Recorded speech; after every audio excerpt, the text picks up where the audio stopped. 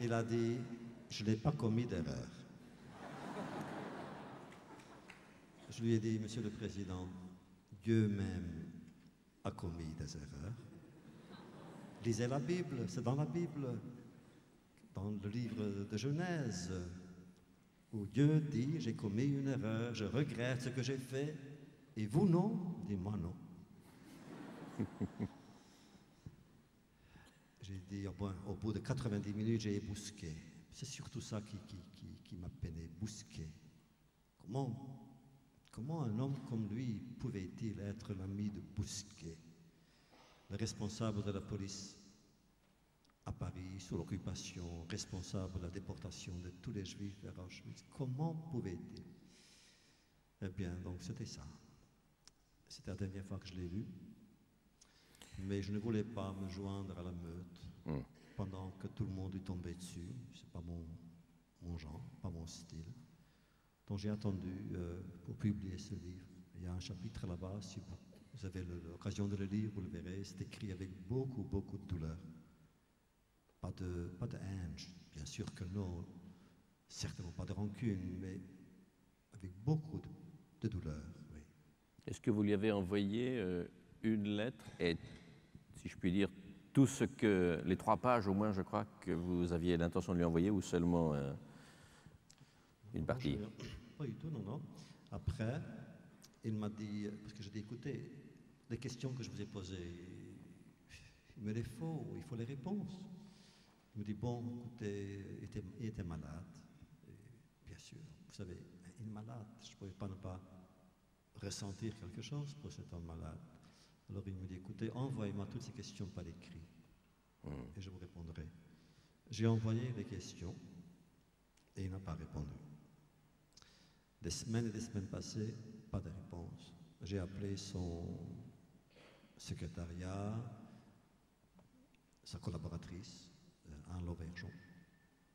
Et j'ai dit, est-ce que je peux attendre une réponse? Elle a dit non, il n'y aura pas de réponse.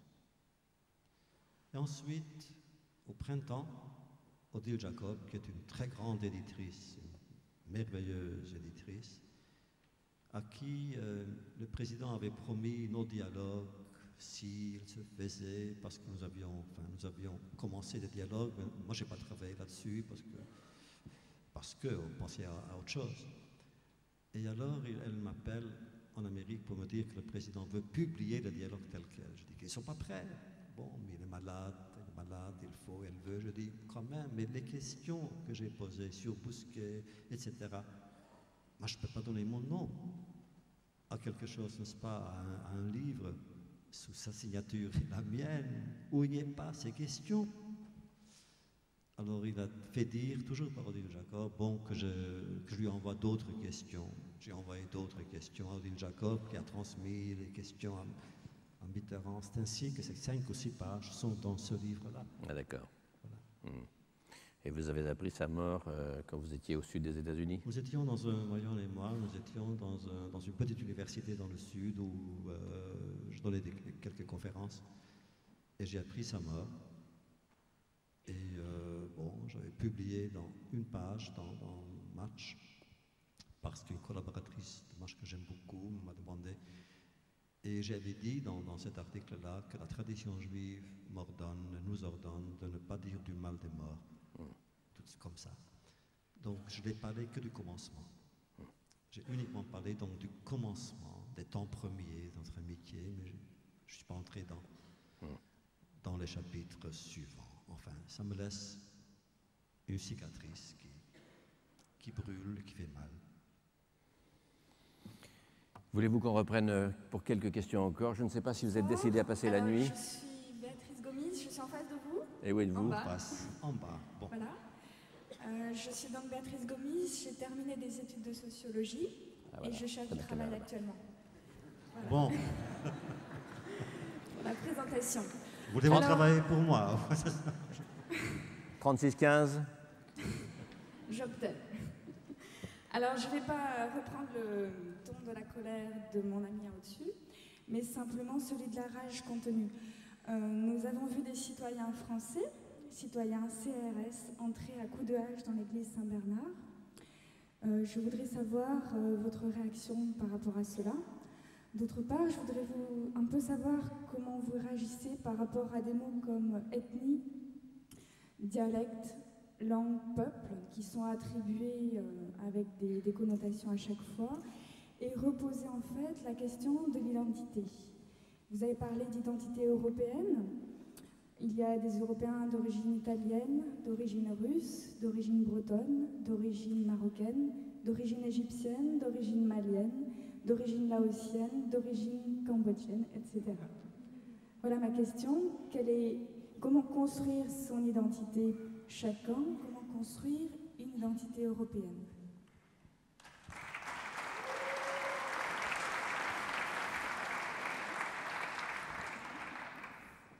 Ça prend du temps, et pour répondre, et pour le faire. L'identité européenne se fera quand l'Europe sera faite. Le problème encore, c'est les frontières de langue, de culture, de mémoire. Mais tout cela, ce sont des problèmes qui peuvent être résolus quand l'Europe se fera. Maintenant, pour le reste, que vous dire? Il faut, ou bien, là encore, ou bien j'ai espoir, ou je nie mon droit à l'espoir. Je n'aimerais pas nier cet espoir-là. Malgré tout ce que j'ai vu, et vous là, vous évoquez une image que nous avons vue en Amérique, parce que nous avons Antenne 2, les informations d'Antenne 2 sont diffusées en Amérique aussi, et croyez-moi, quand j'ai vu ça, le CLS qui ont enfoncé les portes de l'église. Et je me suis dit, c'est ça la France que j'aime, dans la culture de mes proches? Non. C'était pour moi quelque chose de déprimant. Et je me disais, mais comment est-ce possible? Bon, c'est à vous de me répondre, parce que de New York, juger la France est trop facile. Mais je peux vous dire que ça m'a fait une impression assez déprimante. Ce soir-là, j'étais très déprimé. Mademoiselle, venez qu'on vous voit. Vous êtes cachée derrière le piano. Voilà. Bonjour, Marie de Lorvillenay. Je passe ma vie à écouter les corps sous mes mains, les transformations à l'intérieur de la matière. Et j'ai une question à vous poser sur la punition, la valeur de la punition. Je n'y crois pas. Et je voudrais vous donner un exemple parce que quand je suis perdue dans les systèmes humains, je regarde les systèmes du corps humain. Et si je veux m'adresser à un os qui a été particulièrement blessé, qui est très dur, je dois aller chercher l'amour enfoui. Je dois avoir dans mes mains, comment dire, si je suis trop stressée ou si il ne répondra jamais, il se fermera encore plus. Et depuis mon enfance, j'ai l'impression que si on peut changer de regard, que si on peut justement, enfin je crois à la tendresse, mais en même temps, j'ai l'impression qu'il y a des gens qui sont justement tellement fermés, que l'amour est tellement enfoui loin, que c'est peut-être impossible d'y accéder. Alors, j'aimerais avoir votre avis, enfin, comment vous sentez ça? Parce qu'à la fois, c'est vrai que j'ai envie de crier justice parfois, vraiment avec vous et avec les amis dans la salle qui en ont parlé, et en même temps, je sens profondément que ce n'est pas la solution. Y en a-t-il d'autres? Écoutez, si je pensais qu'il suffisait d'aimer pour anéantir le mal porté par des hommes, je dirais, vous avez raison. Mais nous vivons dans une société encore, pas messianique ni messianisée, dans une société humaine avec ses faiblesses, avec ses défaites, mais aussi avec ses espérances. Comment voulez-vous qu'une société vive si on fait trop confiance à l'amour, alors que, ça et là, des criminels agissent contre cet amour? Il faut les discipliner. Comment discipliner? Comment désarmer ces criminels sans les punir? moi je ne suis pas procureur, ni juge, je ne suis que témoin. Mais avez-vous, vous, une idée meilleure? La société est basée là-dessus. Il faut aussi songer aux victimes, et non seulement à ceux qui ont commis des crimes contre ces victimes. Un jour, je suis convaincu, le Messie viendra, et alors tout sera possible. Mais dans l'attente de ces temps messianiques, il faut quand même croire que la justice sereine, véritablement juste et vraie et humaine, régisse le comportement des humains. Sans la justice, sans le système sur lequel la justice est basée, je ne pense pas que la société pourrait vivre librement. Maintenant, remarquez, au-delà, il y a l'amour de Dieu, il y a aussi le pardon de Dieu. L'année dernière, j'étais à la commémoration du 50e anniversaire de la libération d'Auschwitz. Et j'avais prononcé là une prière qui m'a valu un courrier négatif, hostile de certains catholiques, surtout catholiques. Parce que dans cette prière, j'avais dit, Dieu de compassion, n'ayez pas pitié des assassins des enfants. Et j'ai continué comme ça, comme une sorte de litanie, en disant, non, ne pardonnez pas à ces assassins-là. Je ne veux pas que Dieu pardonne à ces assassins. Bon, pour les catholiques, je comprends que c'est un problème, ça pose problème. Alors j'ai reçu un courrier que je comprenais, mais qui quand même était assez négatif, disons. Eh bien, j'y crois, que voulez-vous? J'y crois qu'il faut limiter le pardon. Il y a des gens qui ne méritent pas le pardon. Ceux qui ont commis des crimes contre l'humanité ne méritent pas le pardon.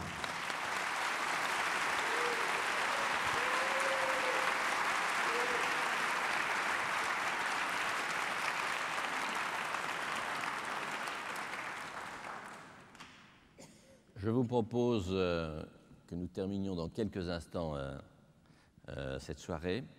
Je vous demande, monsieur, peut-être de poser la dernière question publique, à laquelle, si vous me permettez, j'en ajouterai tout à l'heure 2 ou 3 autres d'ordre personnel. Enfin, quand je dis d'ordre personnel, de mon cru. Je vous en prie. Voilà, monsieur Wiesel, au cours de cette soirée, vous nous avez parlé de fanatisme, d'intégrisme, de racisme, notamment de fanatisme religieux. Et effectivement, dans les conflits d'aujourd'hui, le fanatisme religieux joue un grand rôle, que ce soit en Israël ou en Bosnie.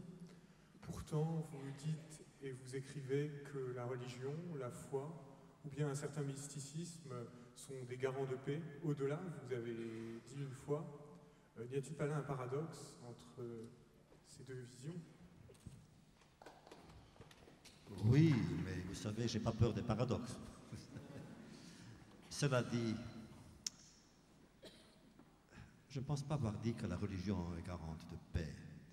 La religion devrait être garante de paix, car tant de guerres ont été livrées au nom de la religion, tant de sang a été versé au nom de l'amour de Dieu. Non, la religion jusqu'à maintenant, disons depuis quelques siècles, presque depuis 2000 ans, la religion n'a pas joué, disons, un rôle toujours salutaire dans la vie, dans le destin des hommes. Comment faire qu'une religion soit ouverte, accueillante? Comment faire? Comment faire qu'une religion donc, qui est basée sur la foi en Dieu, en un Dieu charitable et juste, en un Dieu qui se mêle de nos affaires, qui est présent dans l'histoire, comment faire que cette religion ne soit pas une religion d'exclusion? Voilà le problème. Et là encore, c'est l'éducation. Je ne sais pas quoi vous dire d'autre. Je ne connais pas d'autres réponses. Il faut que je vous dise ce que je vous ai dit, je pense, ici, il y a 2 ans, il y a 4 ans, il y a 6 ans. Que moi, en tant que juif, je veux rester juif. Mais je ne dis pas que le juif est supérieur aux autres, ni qu'il est inférieur. Je ne vous dis pas que ma religion est supérieure aux autres, ni inférieure. Je ne vous dis pas que le peuple juif est supérieur ou inférieur. Mais ce que je dis, moi, en tant que juif, je pense que le chrétien, que le musulman, que le bouddhiste, enfin que n'importe qui peut dire aussi à sa manière. Je crois que Dieu, si Dieu est, et puisqu'il est, il a pas mal de clés à vendre. Moi, j'ai ma clé, d'autres ont la leur, et nous ouvrons les portes, et cette porte conduit à la même lumière, à la même vérité. Moi, je peux m'accomplir à l'intérieur de ma judéité, je peux être quelque chose, disons, quelqu'un qui pourrait peut-être aider les autres qui ne sont pas juifs, mais en tant que juif, et la même chose, un chrétien peut le dire en tant que chrétien, et un bouddhiste en tant que bouddhiste, et un musulman en tant que musulman.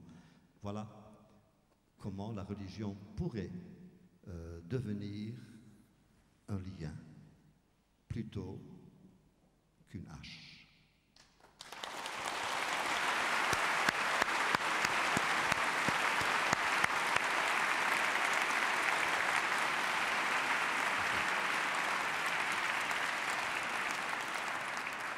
Nous sommes à 3 ans et 2 mois de la fin de ce siècle, du tournant du millénaire, de refermer ce grand livre et de passer vers quelque chose que nous ne connaissons pas, qui nous fait un peu peur aussi parfois.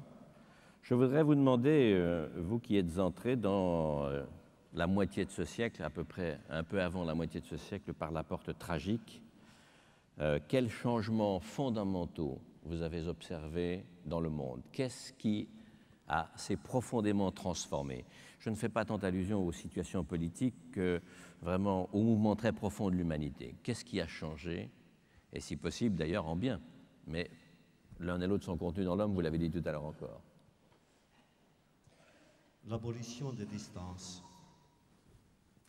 Quand moi j'étais très jeune, disons quand j'avais 10 ans ou 12 ans, 2 fois par an, j'allais visiter mon grand-père qui habitait dans un village tout près de ma petite ville. Et je me souviens que nous prenions un fiacre, qu'un cheval.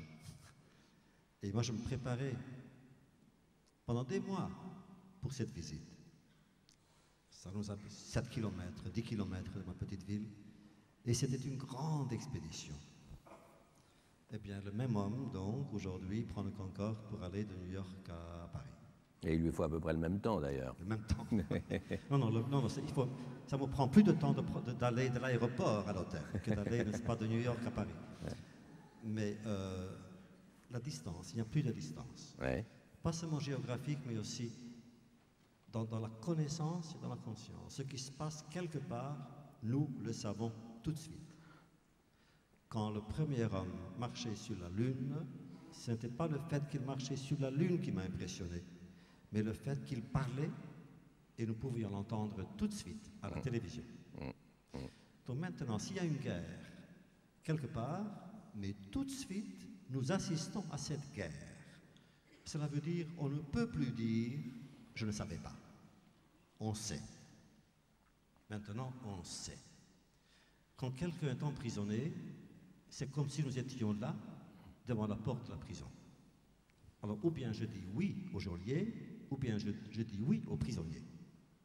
Là encore, il m'incombe d'être libre pour dire oui à l'un et non à l'autre. Voilà ce qui a changé. Que maintenant, le petit village global de la Terre est devenu vraiment petit. Et nous nous rendons compte que ce qui arrive à un pays affecte tous les autres. Et ce qui arrive à une communauté affecte toutes les autres. Et ce qui arrive à un être humain, en fait, devrait nous intéresser, nous interpeller. Car sinon, ou bien nous sommes aveugles volontairement, ou bien nous choisissons la plus ignoble des attitudes, qui est celle de l'indifférence.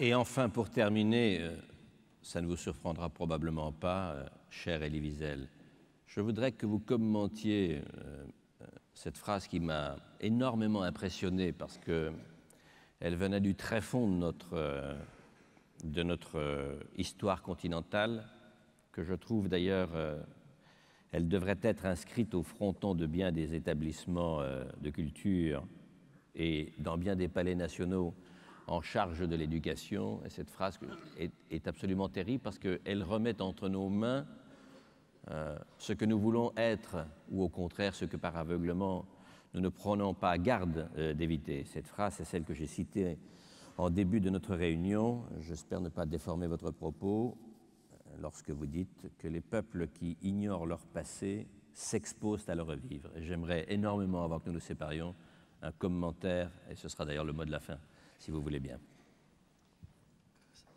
Jean-Marie, c'est un peu une paraphrase de Georges Santayana, qui a dit que ceux qui veulent oublier sont condamnés à le revivre, ce passé-là. D'un côté, je suis optimiste parce que je dis, puisque ce passé a eu lieu, jamais il ne peut se reproduire. Car moi je pense que la tragédie dont nous parlons est une tragédie essentiellement unique. Donc unique veut dire jamais avant, jamais après.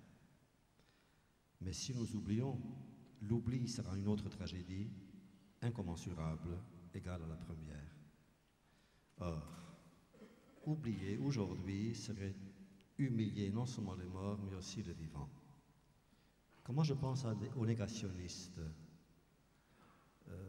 je me dis, mais comment osent-ils non seulement offenser les morts, mais humilier ceux qui sont leurs enfants, leurs petits-enfants? Il s'agit de cela, de l'humiliation. Donc, si nous oublions, nous humilions. Et alors, à notre tour, nous-mêmes serons humiliés. S'il y a un mot qui résume nos préoccupations, c'est l'humiliation qui est ce mot-là. Jamais, moi en tant qu'enseignant, ça fait presque 30 ans que j'enseigne, et je peux vous dire, ce qui m'émeut le plus, c'est de penser que jamais en ma présence, un élève n'a été humilié. Quand quelqu'un disait quelque chose d'idiot, ce qui arrive, plutôt que de rire, les autres élèves se rallient autour pour l'aider, pour l'encourager, pour justement qu'il ne soit pas humilié. Et c'est une leçon que j'essaie d'appliquer. Quand moi j'écris des critiques, il m'arrive de faire des critiques littéraires, je ne pense pas que depuis 30 ans, j'ai écrit une critique mauvaise. Je me dis, si quelqu'un a écrit un mauvais livre, pourquoi devrais-je être moi pour le punir? Que quelqu'un d'autre le fasse. D'ailleurs, il y en a toujours d'autres qui le feront. Non. Donc, que voulez-vous, quand nous pensons à la tragédie qui était l'élément qui définit ce siècle, ce n'est pas la conquête de l'espace, mais c'est encore les chambres à gaz. Quand nous pensons à cette période-là, c'est encore le mot humiliation qui revient à l'esprit. Les ennemis, donc les autres, ont pris les victimes d'abord en les marquant, en les isolant, en les privant de leur citoyenneté, en les privant de leur droit à la liberté, au bonheur, au sourire, à l'espoir. Ensuite, ils ont réduit donc leur droit à l'habitation. Le pays est devenu une ville, la ville est devenue une rue est devenue une maison, et puis une maison est devenue un wagon scellé, et puis une étouffoir. C'était ça l'humiliation de l'être humain, poussée à l'extrême. Eh bien, nous devons nous en souvenir, justement, pour ne jamais permettre que l'humiliation triomphe.